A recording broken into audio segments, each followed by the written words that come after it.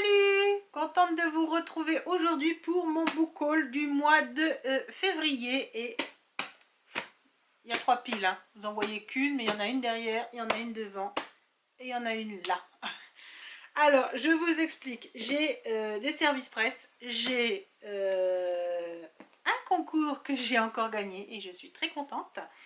Et j'ai beaucoup d'occasions et j'ai aussi quelques neufs. J'ai un peu craqué ce mois-ci et j'espère vraiment être plus raisonnable au mois de mars. Il va vraiment falloir faire attention. Donc je vais commencer par le service presse. Donc j'ai eu la suite le tome 3 de la saga des enfants indociles de Senan McGuire aux éditions Pygmalion. Ça s'appelle Sous un ciel de sucre. Donc déjà j'avais adoré les 2 premiers, donc forcément j'ai été très contente que Pygmalion m'envoie la suite. Donc je remercie Pygmalion pour ce petit service presse. Donc, je vous lis rapidement le résumé. Alors, les événements étranges font partie du quotidien des pensionnaires d'Eleanor West. Pourtant, lorsqu'une fille vêtue d'une robe de bal en forme de pièce montée atterrit dans la mare aux tortues derrière l'école des enfants indociles, ils sont abasourdis. Et quand ils apprennent qu'il s'agit de la fille de Sumi, morte avant d'avoir pu enfanter, ils comprennent que tout menace une nouvelle fois de s'écrouler. Voilà, on ne peut pas être plus... Là, je peux lire le résumé de ce genre de roman, de livres, parce qu'en fait, on ne suit pas toujours la même histoire. On sait que ça se passe au sein de l'école, mais c'est pas toujours les mêmes personnages qui sont sur le devant de la scène, en fait. Donc là, je peux me permettre de lire le résumé. Par contre, il y aura certains livres, c'est des suites, des tomes 2, des tomes 3. Donc là, je ne lirai pas les résumés comme d'habitude. Hein, vous commencez à en avoir l'habitude. Nous avons Prends ma main de Dolène Perkins Valdez, donc aux éditions Seuil. Alors là, il s'agit du concours que j'ai gagné par Babelio, que je remercie d'avoir fait d'ailleurs. Je ne m'attendais pas encore une fois à gagner, mais en ce moment, apparemment, je suis chanceuse, donc autant continuer. Donc, 1973, Alabama, Sybil Townsend est une jeune infirmière afro-américaine, fraîchement diplômée et embauchée dans un planning familial de Montgomery. Convaincue de l'utilité de son travail, elle est toute dévouée à ses patientes et assure les suivis de grossesse, mais aussi les prescriptions de contraceptifs aux jeunes filles à sa charge. Lorsqu'elle rencontre Erika et India Williams, 13 et 11 ans, la vie de Sybil va radicalement changer, car très vite, elle s'interroge. Pourquoi doit-elle leur imposer une contraception alors qu'elles sont si jeunes? Est-ce que la famille a donné son accord? Prise de doute, Sybil commence à enquêter sur les pratiques en place dans le milieu médical de son époque. Au risque de perdre son emploi, elle mettra tout en œuvre pour dévoiler une des politiques les plus innommables des États-Unis. Inspiré de faits réels qui ont profondément marqué l'Amérique, ce roman est un témoignage percutant et émouvant, une leçon d'espoir et d'une dignité. Ah bah te revoilà toi. Donc là, voilà. Donc je vais passer rapidement. Ah oui, j'avais un livre à vous présenter, malheureusement je ne l'ai pas avec moi, donc je vous remets la couverture. Je vous en ai parlé le mois passé, parce que je l'avais écouté en audio libre, j'ai pas pu résister, je l'ai acheté en occasion. Il s'agit de Sous un ciel étoilé de Clarisse Sabar. Donc je vous en ai parlé, si jamais ça vous intéresse, je vous invite à revoir ma dernière vidéo d'update lecture, du bilan lecture du mois de janvier. Donc, et justement, en parlant de Clarisse Sabar, du coup, j'avais tellement apprécié ma lecture que j'ai voulu me procurer les 2 tomes. Donc, nous avons Et nous danserons sous les flocons, donc aux éditions Charleston, toujours, et La vie est drôle et belle à la fois. Sachant qu'on parle toujours du même village, sauf que c'est d'autres personnages qui font partie du village. Et c'est ce qui m'intéressait, je voulais savoir un petit peu comment ça se passait chez les autres. Tellement j'ai ri et j'ai passé un bon moment avec le personnage donc de Chloé, de toute sa petite famille dans Sous un ciel étoilé. Donc je vous lis donc Et nous danserons sous les flocons. Après des années d'absence, Valentine est de retour à Valno. le village de son enfance qu'elle a quitté très jeune pour se marier. Un mariage pour lequel elle a sacrifié ses propres aspirations. Obnubilée par l'idée de construire une vraie famille, loin du schéma qu'elle a connu de sa mère et sa grand-mère qui ont élevé leurs enfants seuls. Mais c'est célibataire que Valentine revient aujourd'hui, uniquement accompagnée de son fils adolescent car son ex-mari a préféré continuer sa route avec une autre. Et en cette période de fête, elle va croiser le chemin d'un Anglais récemment installé au village de Rémy, co-gérant du restaurant du coin, et d'une vieille photo représentant un beau jeune homme marocain qui aurait vécu à Valno à la fin des années 1950 avant de disparaître du jour au lendemain. Donc voilà, ça c'est celui-là. Et La vie est belle et drôle à la fois. Bon, ça fait un moment qu'ils sont sortis, donc je pense que certains d'entre vous les ont déjà lus. Il me reste quelques rêves à réaliser et le moment est venu de m'y atteler. Je vous aime très fort, à très bientôt, maman. Léna n'en revient pas. Comment sa mère, qui l'a convoquée pour passer Noël dans la maison de son enfance, a-t-elle pu disparaître en ne lui laissant que ce message sibyllin? La voilà donc coincée dans le petit village de Valno, au cœur des Alpes de Haute-Provence, et condamnée à passer la fête qu'elle est le plus que tout, entourée de sa famille pour le moins haute en couleur. Mais les fêtes de famille ont le don de faire rejaillir les secrets enfouis, les douloureux, ceux qu'on voudrait oublier, mais aussi ceux qui permettent d'avancer. Alors, ensuite, j'ai craqué, eh ben oui, je ne vous ai pas parlé de celui-là, également de Clarisse Sabat aux éditions Charleston, La vie a plus d'imagination que nous. Vous voyez, j'ai vraiment voulu lire la suite. Après sa récente rupture avec Clément, Léna redoute une nouvelle fois les vacances de Noël dans sa famille quelque peu agitée. Mais elle n'imaginait pas avoir affaire à un nouveau cataclysme. Cette fois, c'est son père qui fait des siennes. Une semaine avant Noël, la voilà forcée d'aller le chercher à l'hôpital car il a été ramassé ivre-mort devant la grille du cimetière de Valno. Qu'est-ce qui lui a pris? Et pourquoi a-t-il rompu avec sa dernière conquête? Comme si cela ne suffisait pas, sa mère a décidé de la recaser avec Clément. Mamie Jacotte l'a inscrite en secret sur un site de rencontre et son oncle Xavier a invité un SDF pour les fêtes. Cette année encore, les vacances ne s'annoncent pas de tout repos. Heureusement qu'il y aura de la neige, le chocolat chaud, le marché de Noël et les traditionnelles décorations au programme. Donc je pense que je lirai cela au mois de décembre prochain. Et moi, je suis un peu en retard à chaque fois, je suis un peu en décalé, mais bon, c'est comme ça. Après, j'en ai entendu beaucoup parler, donc je me suis dit, allez, pourquoi pas, on va essayer. Alors, donc nous avons L'Empire Ultime, Fils des Brumes, tome 1 de Brandon Sanderson aux éditions Livre de Poche. Alors, je suis un peu dégoûtée parce que je l'ai acheté d'occasion, vous voyez un petit peu, je sais pas si je peux vous...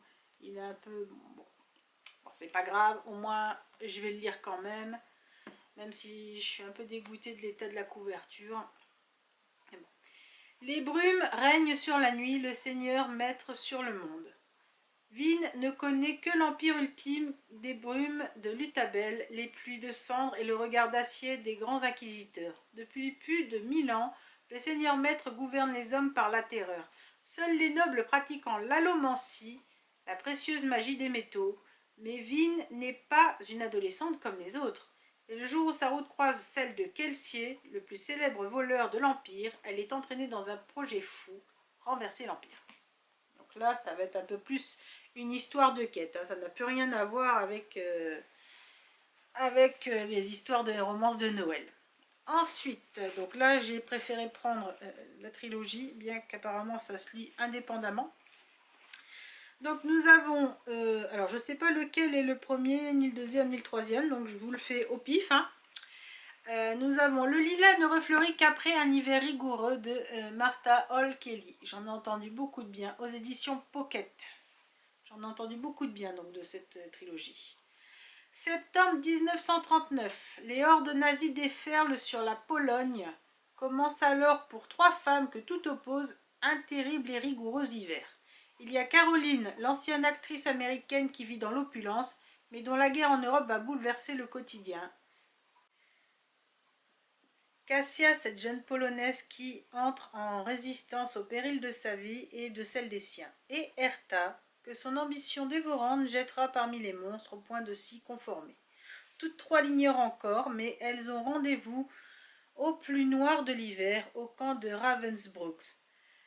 Un premier roman remarquable sur le pouvoir méconnu des femmes à changer l'histoire à travers la quête de l'amour, de la liberté et des secondes chances.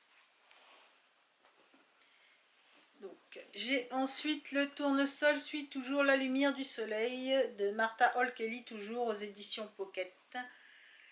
Donc, États-Unis, printemps 1861, en pleine guerre de sécession à New York, Georgiana Woolsey va à l'encontre de toutes les attentes de la société mondaine, et s'engage comme infirmière sur les champs de bataille. Gemma, jeune esclave d'une propriété du Maryland, se retrouve face à un choix cruel. Saisir l'occasion inespérée de s'échapper ou demeurer auprès des siens. Quant à Anne May, qui mène d'une main de faire la plantation familiale depuis que les hommes ont rejoint les troupes confédérées, son ambition dévorante ne tarde pas à l'exposer à un terrible sort. En ces temps troubles où chacun joue sa liberté, dans un pays sur le point de s'effondrer, ces trois femmes vont décider de défier les règles du monde qui leur imposent. Donc vient ensuite Martha Hall Kelly, toujours Un parfum de rose et d'oubli chez Pocket.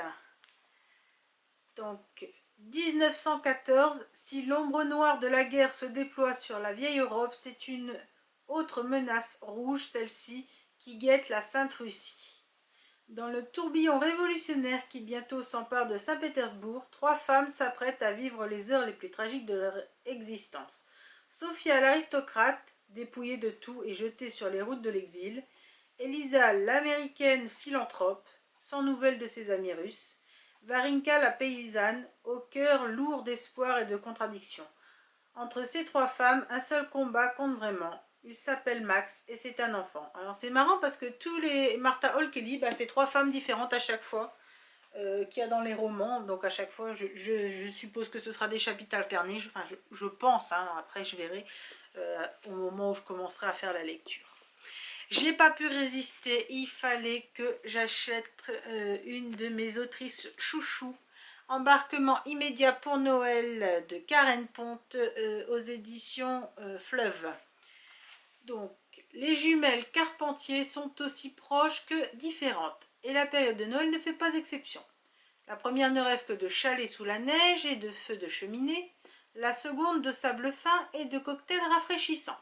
Aussi, quand leurs parents décident de leur offrir à chacune un voyage surprise, Margot et Maggie ont pour mission de boucler leurs valises avec un seul indice, la garde-robe adéquate. Mais le jour du départ, elles découvrent avec horreur que l'agence de voyage a inversé leur billet. L'erreur est humaine, paraît-il. Margot, ses maillots de bain et robes légères s'envolent donc pour la Laponie, tandis que Maggie, bottes de neige aux pieds, débarque aux Seychelles. Et si la magie de Noël était capable de nous faire aimer l'impossible? Alors là, je pense que je vais passer un bon moment quand je me déciderai de le lire. C'est un peu comme Clarisse Sabar, c'est un peu le même style. Alors, toujours en occasion, nous avons, je ne vais pas vous refaire la lecture, vous le connaissez, vous l'avez vu passer par beaucoup de personnes dans la blogosphère. Donc, Rentre avant la nuit de Lisa Jewell. Ma fille ne sera jamais une affaire classée. C'est pas la peine. Si jamais vous n'en avez pas entendu parler, déjà je me demande comment vous avez fait, parce que moi je l'ai vu partout. Et sinon, renseignez-vous, vous verrez, c'est un thriller, on va dire. On va dire que c'est un thriller, et celui-là il m'intéresse, mais vraiment énormément. Et je l'ai eu d'occasion aussi. J'ai attendu un petit peu. Donc là, nous sommes sur le tome 2 du Faiseur de rêves. Donc c'est La Muse des cauchemars. Livre 2 de Lenny Taylor aux éditions Lumen. Là, c'est pareil, je ne vous fais pas le résumé. C'est un tome 2. Voilà, et d'occasion toujours. De toute façon, je vous préviendrai quand ce sera des neufs. J'ai réussi également à me procurer le tome 2 et le tome 3 de Vampiria de Victor Dixon. Donc, aux éditions, je crois que c'est Robert Laffont aussi, ça, je pense. Je vois un R, donc je pense que c'est ça. Donc, on a La Cour des Miracles et on a La Cour des Ouragans. Alors, j'espère que je ne me trompe pas. Ouais, c'est le R de Robert Laffont, ça. Oui. Voilà. Donc là, c'est pareil, je ne vous fais pas les résumés. Vous en avez énormément entendu parler. c'est pas possible autrement.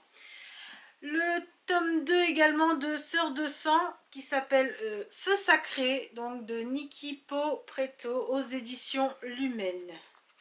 Et qui est également une grosse pavasse aussi, mais pour un occasion, franchement, je trouve qu'il est super bien conservé. Franchement, il n'y a rien à dire, j'en suis très contente.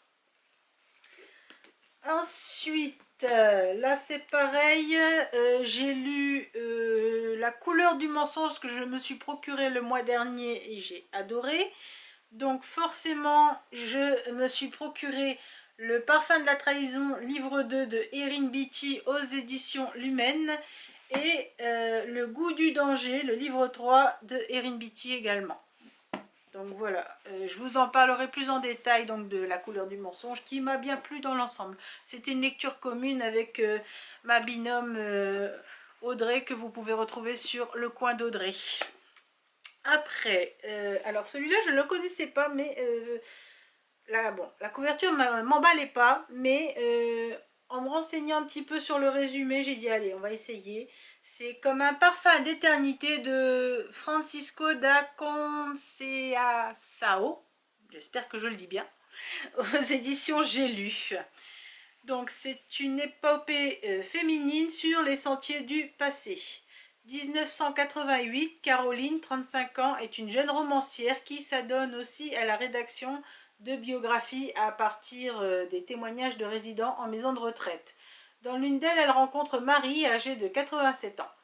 Caroline l'ignore encore, mais la vieille dame va l'émouvoir aux larmes et bousculer ses certitudes à travers le récit de sa vie palpitante, d'événements heureux en dénouement tragique, d'aventures amoureuses en déconvenues douloureuses.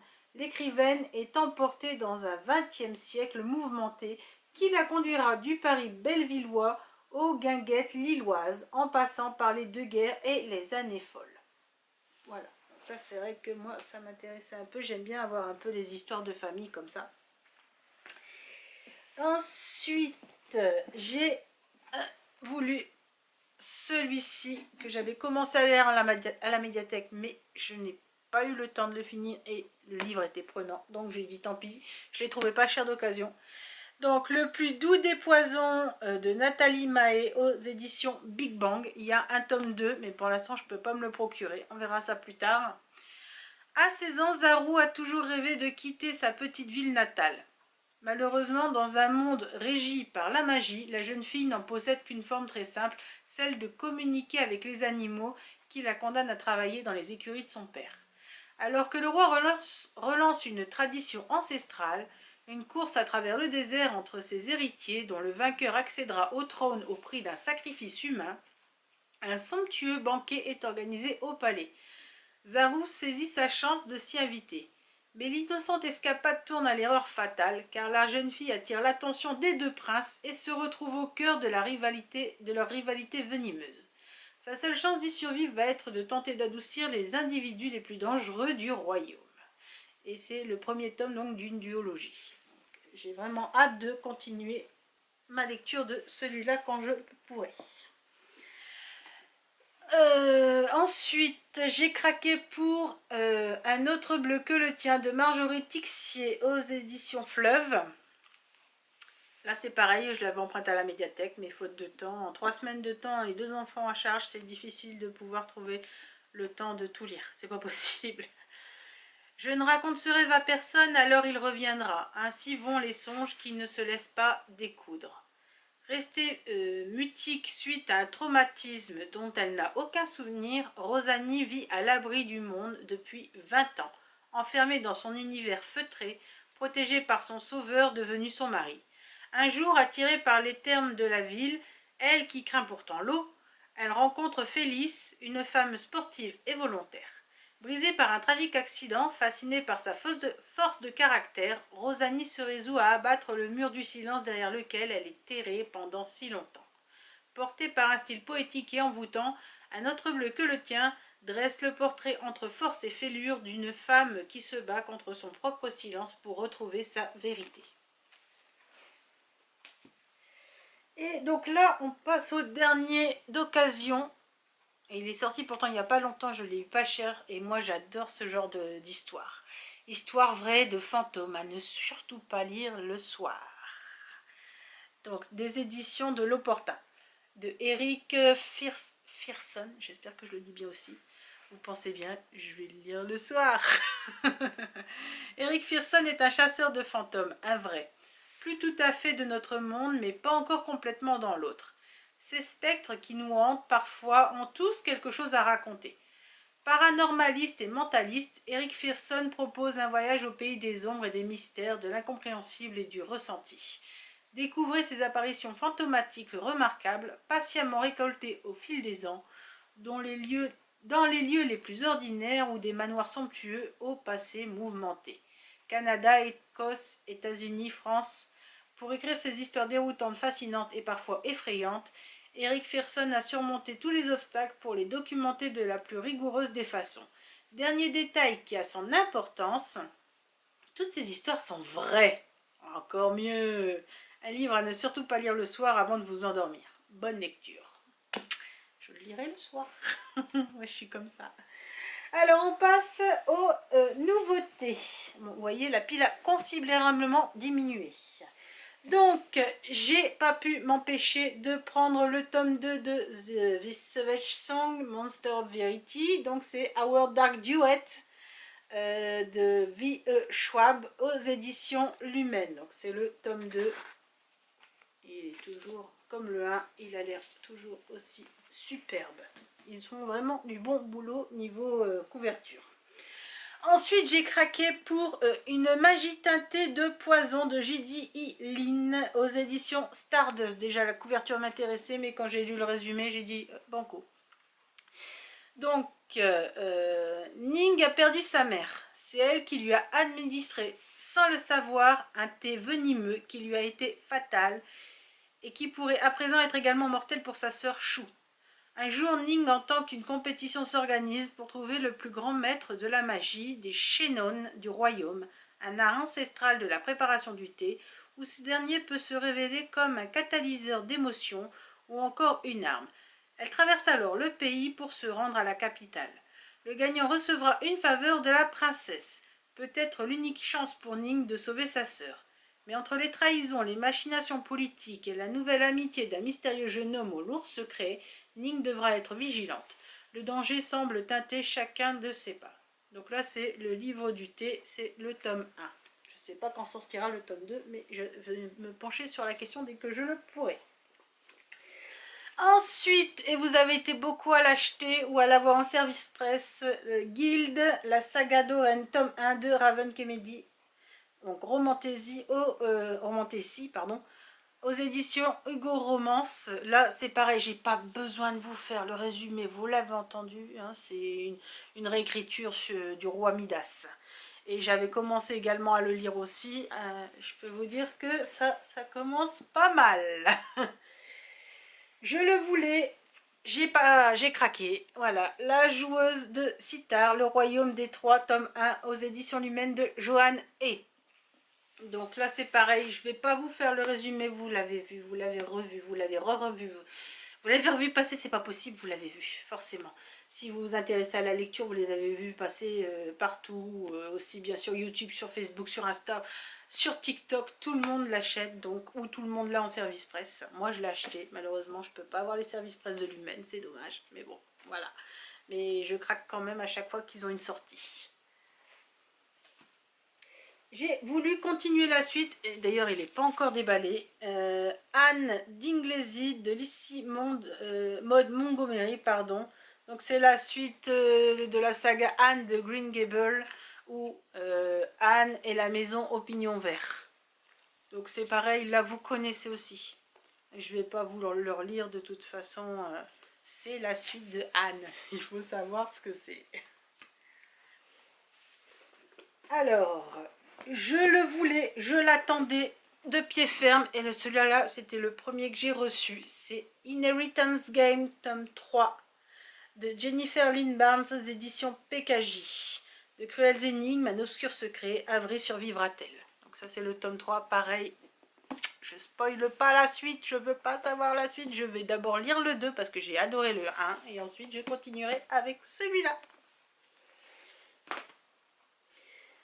Alors, il nous en reste 3. J'ai craqué pour Sorcery of Storm de Margaret Rogerson. Bon, lui, ça fait un moment qu'il est sorti, mais il y avait une promotion, donc chez Big Bang. Vous l'avez vu aussi, hein? Vous l'avez entendu parler. Enfin, je ne vais pas vous relire le résumé, ça sert à rien.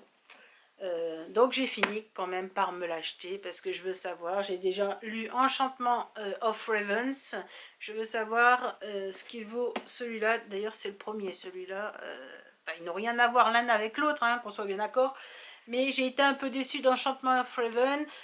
Pourtant j'avais entendu énormément de bien de celui-là, donc je veux essayer celui-là pour me faire un peu mon opinion. Pareil, celui-là, Twin Crowns de Catherine Doyle et Catherine Weber de Catherine.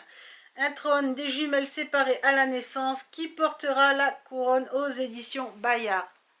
Vous voyez, on a juste besoin de cette petite phrase d'introduction, je vois pas quoi rajouter d'autre. Deux sœurs, une couronne, un trône, bah, on sait qu'il va y avoir une dispute. Donc voilà.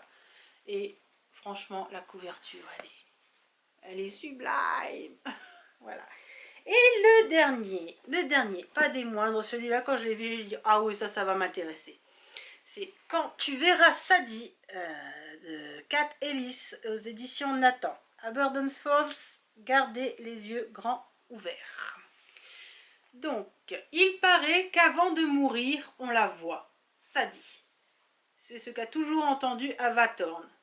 Quand on grandit à Burden Falls, on vit avec les légendes locales et Did Her, Sadie, est la plus terrifiante d'entre elles. Ava n'avait jamais voulu y croire. Excusez-moi, on a eu un petit souci avec l'appareil photo, donc Ava n'avait jamais voulu y croire, mais quand elle découvre le cadavre de sa pire ennemie de lycée, la légende devient un peu trop réelle à son goût. Fantôme ou non, il y a un tueur en liberté à Burden's Fall, et il semblerait en avoir après la famille Thorne. Un roman terrifiant qui vous clouera sur votre siège. Voilà. Donc, bon bah voilà, j'ai à peu près une trentaine de livres ce mois-ci, donc c'est vraiment un giga book haul. J'espère vraiment être raisonnable le mois prochain. De toute façon, là j'ai bientôt plus de place dans ma bibliothèque, donc il va falloir arrêter un petit peu. Donc, si cette vidéo vous a plu, n'hésitez pas à vous abonner à ma chaîne, à liker comme d'habitude, hein, histoire de me motiver un petit peu, de commenter également si certaines lectures vous intéressent ou si vous en avez lu certaines, si vous avez été séduite par d'autres ou déçue. N'hésitez pas, moi j'adore échanger. Moi je vous retrouve bientôt pour un bilan lecture du mois de février. Il me reste moins d'une journée pour terminer ma lecture, donc dans la semaine je ferai le bilan lecture. Voilà. Je vous retrouve très bientôt. Merci d'avoir suivi cette vidéo. Allez, à plus. Ciao, ciao.